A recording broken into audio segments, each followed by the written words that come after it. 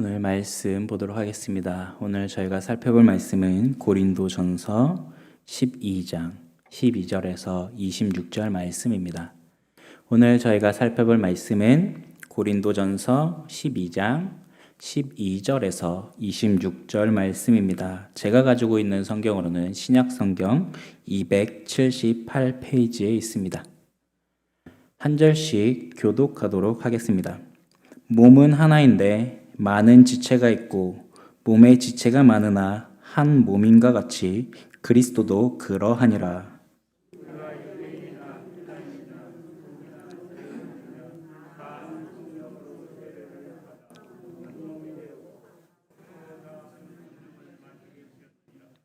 몸은 한 지체뿐만 아니요 여럿이니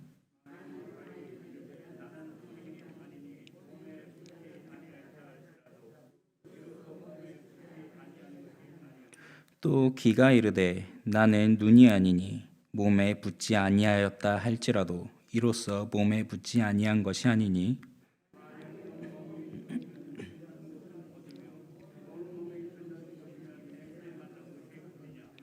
그러나 이제 하나님이 그 원하시는 대로 지체를 각각 몸에 두셨으니 이제 지체는 많으나 몸은 하나라.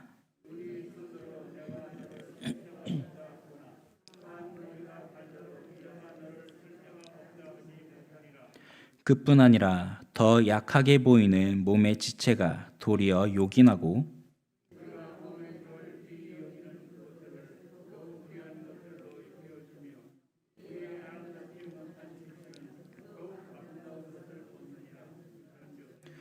우리의 아름다운 지체는 그럴 필요가 없느니라. 오직 하나님이 몸을 고르게 하여 부족한 지체에게 귀중함을 더하사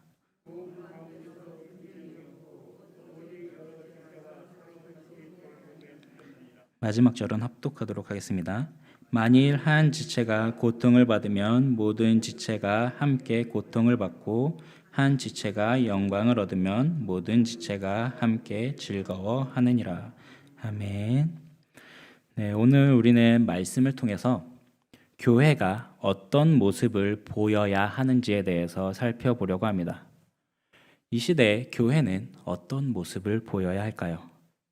이 문제를 살펴보기 전에 먼저 소위 가볍게 이 밑밥이라 그러나요? 이런 것들을 살짝 얘기해 본다면은 저는 개인적으로 지금 이 자리에서 하는 게 너무 부담스럽습니다. 왜냐하면은 그동안 이곳에서 말씀을 전하셨던 담임 목사님이나 또 김병우 목사님이 설교를 워낙 잘하셔갖고 그분들의 설교를 들으면서 제가 정말 어려운 걸 너무 쉽게 잘 전하시는구나라고 생각을 했는데 그러한 말씀을 듣는 여러분들 앞에서 설교를 한다는 건 너무 부담이 되는 것 같습니다. 그래서 저는 어려운 것을 쉽게 전할 수 있는 능력이 없기 때문에 오늘 설교는 어렵기 전에 먼저 결론부터 말씀을 드리고 시작하려고 합니다. 오늘 말씀이 끝나고 나서 우리들의 머릿속에 남아야 할 결론은 하나님의 형상을 닮은 교회란 서로를 존귀하게 대하면서 시험에 든 자나 연약한 자들을 세우는 교회가 하나님의 형상을 닮은 교회라고 하는 사실을 우리 마음속에 새기면서 말씀을 들으면 좀 은혜가 될 것 같습니다. 이것을 기억하면서 한번 말씀을 받도록 하겠습니다. 자, 성도 여러분들, 교회란 무엇일까요? 성경에서 교회라고 하는 이 표현들을 보면은 구약 성경의 언어로는 카할이라고 하는 단어, 그리고 에다라는 단어를 사용합니다.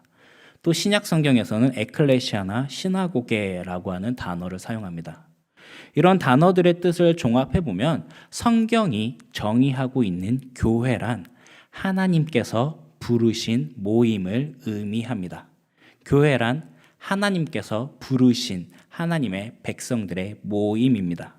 즉, 이 말은 교회란 서울시 마포구 서강로 8길 30이라고 하는 주소지를 가진 이 건물이 교회가 아니라 하나님의 부르심을 받은 성도들의 모임이 교회입니다. 신촌 강소교회라는 이름을 가지고 모인 우리의 이 신앙 공동체가 성경에서 말하는 교회입니다.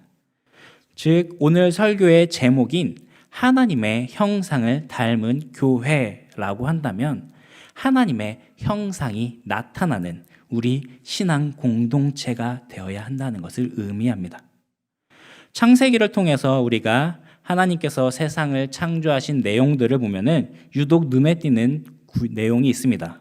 바로 하나님께서 사람을 창조하실 땐 하나님의 형상으로 창조하셨다라는 것입니다. 우리가 창세기 1장 26절을 보면은 하나님께서는 사람을 창조하실 때 이렇게 말씀하십니다.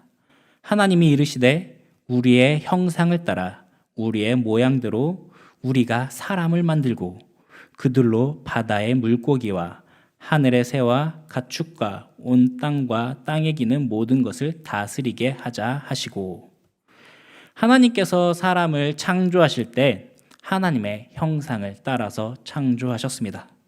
그런데 사람을 창조하신 이 창조의 기사를 보면은 특별한 내용이 하나 더 있습니다. 바로 하나님께서 신앙 공동체를 만드실 때 하신 말씀입니다. 창세기 2장 18절을 보면 하나님은 이렇게 말씀하십니다. 여호와 하나님이 이르시되 사람이 혼자 사는 것이 좋지 아니하니 내가 그를 위하여 돕는 배필을 지으리라 하시니라. 이 말씀을 보면은 이해하기 어려운 것 같습니다. 하나님의 형상으로 창조된 사람이, 그것도 아직 타락하기 전에, 선악과를 먹기 이전의 상태인 사람을 향해서 하나님은 사람이 혼자 사는 것이 좋지 않다라고 평가하십니다. 그리고는 좋지 않은 것을 좋게 만드시려고 혼자 사는 사람에게 돕는 배필을 주셨습니다. 여기서 우리가 눈여겨봐야 할 것은 하나님의 형상으로 창조된 사람 혼자로서는 하나님께 긍정적인 평가를 받지 못하였고 하나님께서는 사람에게 돕는 배필을 주셨다라는 것입니다. 이 말은 하나님의 형상으로 창조된 신앙 공동체를 하나님께서 창조하셨다라는 의미입니다.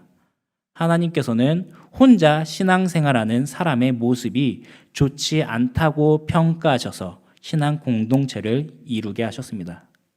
우리는 우리의 삶 가운데 종종 이런 사람들을 보게 됩니다. 나는 교회 같은 거 안 다니고 집에서 혼자 신앙생활 하다가 천국 가겠다. 이런 사람들은 정말 교회라는 곳이 어떤 곳인지 잘 모르기 때문에 이런 말을 하는 것입니다. 다시 창세기 2장 18절을 기억해 보면 혼자 사는 사람을 향해 하나님은 좋지 않다라고 말씀하셨습니다. 좋다라는 말은 히브리어로 토브라고 하는 단어인데 이 단어의 뜻은 좋다, 선하다, 즐겁다라는 뜻을 가지고 있습니다. 하나님의 형상으로 창조된 사람이 신앙 공동체로서 있는 게 아니라 혼자서 신앙생활하는 것은 선하지 못하다라는 것입니다. 어쩌면 이것을 알려주시기 위해서 하나님께서는 특별하게 창세기 2장이라고 하는 분량을 더 사용하셔서 우리에게 신앙 공동체에 대해서 알려주시는 건 아닌가 싶습니다. 그러면 왜 하나님께서는 하나님의 형상으로 창조된 사람이 혼자서 신앙생활하는 것은 좋지 않다라고 말씀하셨을까요? 제 생각에는 아마도 하나님께서 삼위일체로 존재하시기 때문인 것 같습니다. 그렇다면 삼위일체로 존재하신다는 게 어떤 의미인지부터 간략하게 살펴보겠습니다. 삼위일체란 하나님께서 성부 하나님, 성자 예수님, 성령 하나님 서로 다른 위격으로 계신데 삼위일체가 동일하게 한 본질을 가지고 존재한다는 것을 의미합니다.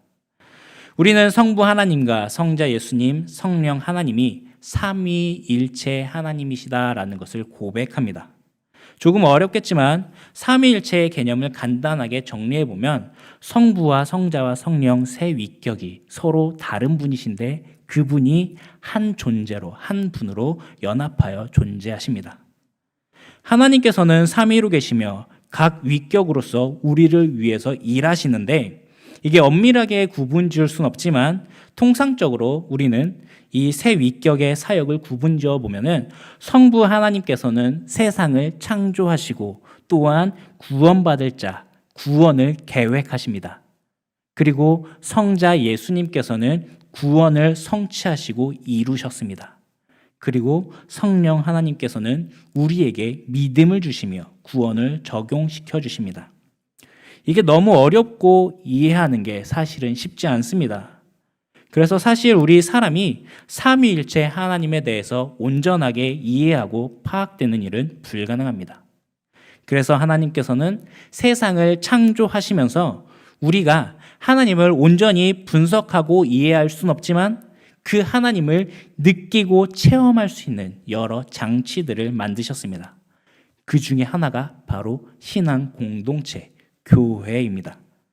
교회란 성부, 성자, 성령, 삼위 하나님의 교제를 우리가 체험할 수 있는 그런 장치입니다. 우리는 교회에서 삼위 하나님의 뜻을 알고 교회에서 삼위 하나님의 사랑을 느끼면서 체험하게 됩니다. 하나님께서는 삼위로 계시며 구원의 역사를 이루셨던 것처럼 하나님께서는 신앙 공동체에게 목사라고 하는 직분자, 그리고 장로라고 하는 직분자, 집사라고 하는 이런 직분자들을 세우면서 교회를 하나 되게 하십니다. 그런 신앙 공동체가 하나 되는 가장 대표적인 예, 하나님께서 부르신 하나님의 백성들이 하나가 되는 대표적인 예는 무엇이 있을까요? 바로 우리가 주일날 드려지는 공예배입니다. 우리가 보통 드리고 있는 1부, 2부, 3부 공예배를 말합니다. 이 공예배는 신앙 공동체로 모인 우리가 삼위일체 하나님을 체험할 수 있는 은혜의 시간이기도 합니다. 왜냐하면 모든 성도들이 약속된 날과 약속된 시간에 함께 모여서 사도신경이라고 하는 동일한 신앙을 고백하면서 함께 삼위일체 하나님을 예배하는 그런 시간이기 때문입니다. 좀 여담이지만 그렇기 때문에 공예배는 너무나도 중요합니다. 오늘날 같이 온라인이 발달된 시대에는 손쉽게 예배의 시간이 아니어도 언제든지 예배의 영상을 다시 시청할 수 있는 그런 시대입니다. 그럼에도 우리가 공예배를 계속해서 강조하고 있는 이유는 신앙 공동체가 모두 모여서 함께 약속하여서 삼위 하나님을 예배하는 그 일체의 신비를 체험하는 시간이기 때문에 그렇습니다.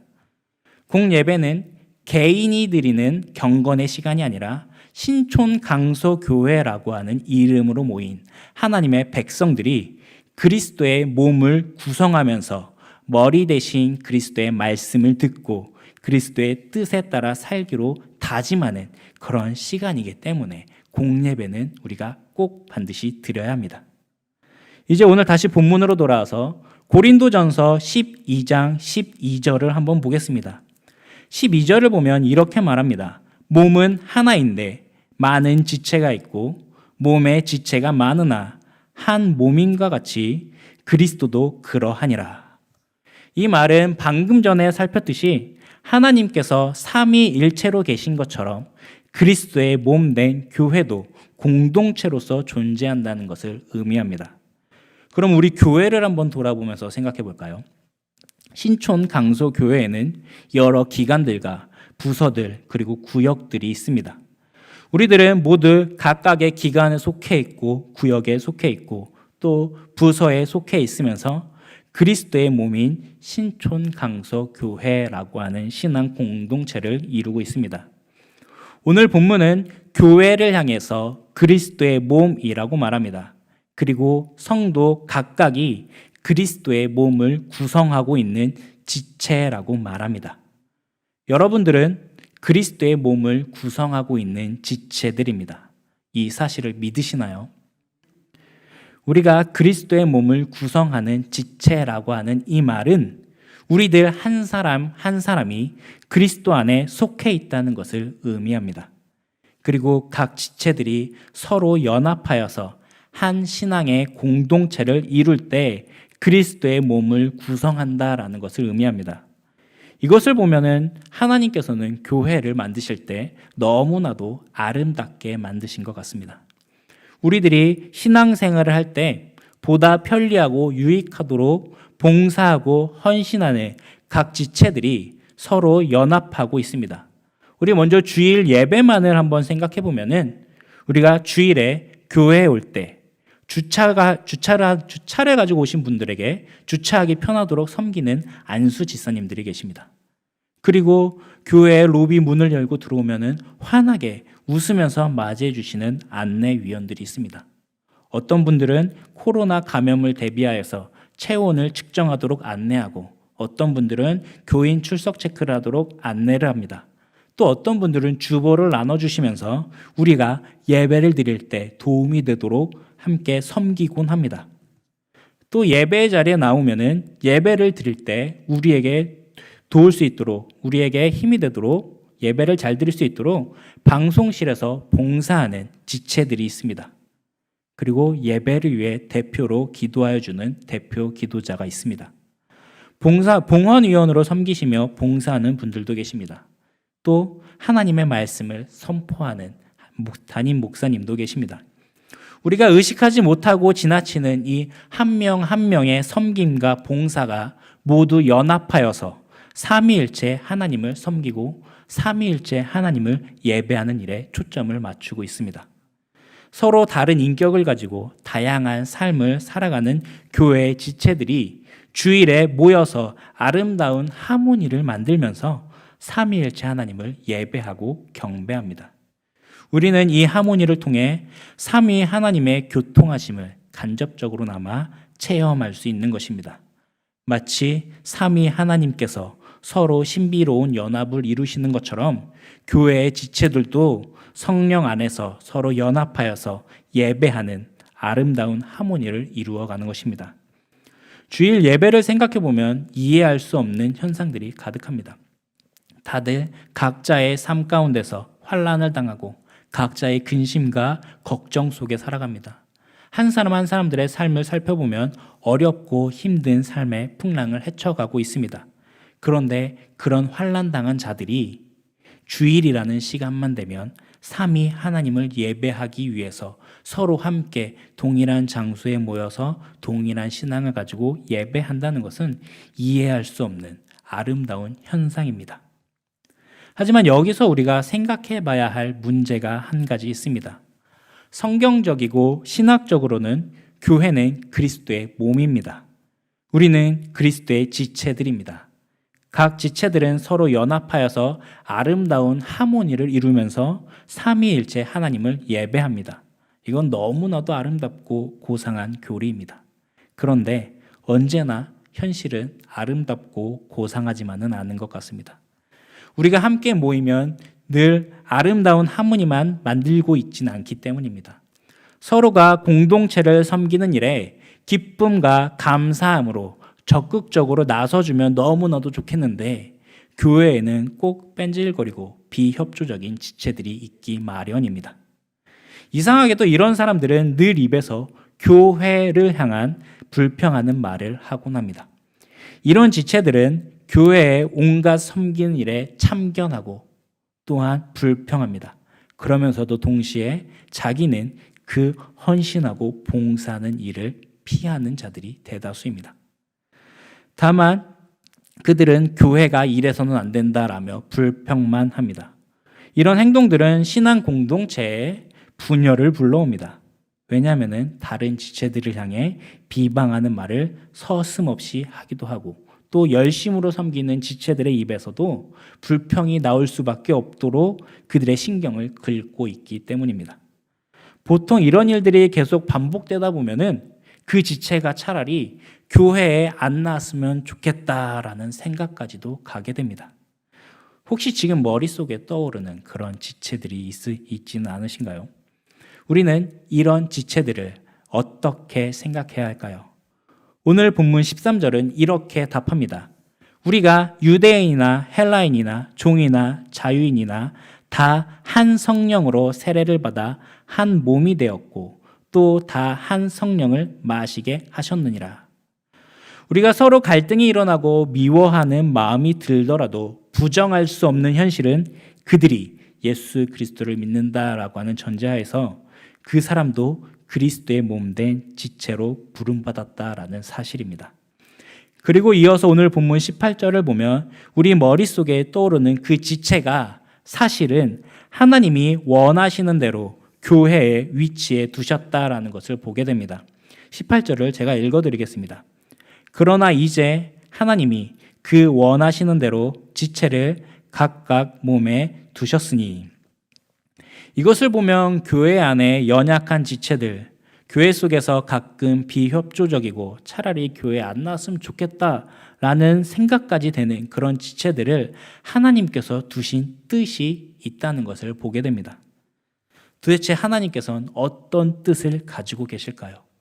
계속해서 오늘 본문 22절과 23절을 보면 이렇게 말합니다. 그뿐 아니라 더 약하게 보이는 몸의 지체가 도리어 요긴하고 우리가 몸에 덜 귀히 여기는 그것들을 더욱 귀한 것들로 입혀주며 우리의 아름답지 못한 지체는 더욱 아름다운 것을 얻느니라. 연약한 지체들을 더욱 귀한 것으로 입혀주어서 아름답지 못한 지체가 더욱 아름다운 것을 얻게 된다라고 말합니다. 이 말은 신앙 공동체 안에서 우리가 연약한 지체들을 도와주며 그들을 붙들고 세우는 이 건강한 지체들을 통해서 교회라고 하는 신앙 공동체가 더욱 아름다운 모습을 이룬다라는 것을 의미합니다. 무슨 말입니까? 교회의 연약한 지체들, 자꾸만 딴지를 걸거나 불평과 불만만을 내뱉는 사람들, 교회의 분위기를 어렵게 몰아가는 그 연약한 지체들을 통해서 하나님은 교회의 건강함과 교회의 아름다움을 드러내기를 원하신다라는 것입니다. 하나님은 우리 교회가 연약한 자들을 덮어줄 수 있는 신앙 공동체, 진정으로 서로를 사랑하여서 지체의 연약함까지도 덮어주고 도와주며 끌어줄 수 있는 그런 교회가 되기를 원하시는 것입니다. 생각해보면 우리가 연약함까지도 덮어주시고 세워주시는 사랑과 섬김을 받은 자들입니다. 왜입니까? 하나님께서는 죄인 된 우리, 단순히 연약함이라고 표현하기에는 너무나도 흉악한 이 죄인을 구원하기 위해서 삼위일체 하나님께서 아름다운 하모니를 이루셨습니다. 성부 하나님께서는 죄인을 구원하기 위해서 계획하셨고, 성자 예수님께서는 십자가에서 그 구원을 이루셨으며, 성령 하나님께서는 그 흉악한 죄인의 마음 속에 오셔서 믿음을 주셨습니다. 하나님을 떠난 죄인에게 믿음을 주시며 하나님을 닮은 신앙 공동체를 이루도록 하나님께서는 우리를 부르셨습니다. 하나님의 형상을 닮은 교회라는 것은 결국 하나님께서 우리들 한 사람 한 사람을 신앙 공동체로 부르시고 귀히 여기시는 것처럼 우리도 서로를 귀하게 여기며 세우고 존중하고 배려하는 그런 신앙 공동체가 하나님의 형상을 닮은 신앙 공동체다라는 것을 말합니다. 우리 교회가 지체들의 연약함과 부족함까지도 사랑으로 덮어주고 세워줄 때 우리의 모임은 하나님의 형상을 본받는, 하나님의 형상을 닮아가는 그런 교회가 되는 것입니다. 자, 이제 이런 원리를 우리들의 신앙생활의 현장에 한번 적용해 보도록 하겠습니다. 저희는 방금 말씀을 듣기 전에 유치부와 초등부의 여름 성경학교를 위해서 기도했습니다. 아마도 매년마다 이 시즌이 되면은 유치부와 초등부 그리고 중고등부와 청년들의 여름 성경학교 그리고 수련회를 위해서 기도하셨을 것입니다. 그런데 여러분들의 그 기도가 사실은 연약한 자들을 세우기 위한 기도였다라는 것을 알고 계시나요? 유치부와 초등부, 중고등부와 청년들은 교회에서 대표적으로 발견되는 연약한 기관들입니다. 아직은 믿음이 온전하지 못하여서 특별히 교육과 훈련을 받고 있고 교회의 특별한 사랑과 관심을 받아야 하는 대상들입니다. 주일학교를 위해서 기도해 주시는 것은 교회를 건강하게 세우는 우리의 실제적인 하나님의 형상을 닮은 모습 중에 하나입니다. 이렇게 기도해 주는 것에 대한 의미를 알게 되면 왠지 더 열심히 기도해 줘야 될 것 같죠. 돌아오는 주일부터 유치부와 초등부의 여름 성경학교가 시작되니 많은 기도와 관심 부탁드립니다. 근데 주일학교뿐만 아니라 교회에는 이렇게 관심과 사랑이 필요한 여러 연약한 기관들이 많이 있습니다. 지난 주일 예배 때 인사했던 새 가족들도 관심과 사랑이 필요한 연약한 지체들 중에 하나입니다. 또한 학습과 세례를 받는 대상자들도 연약한 지체들입니다.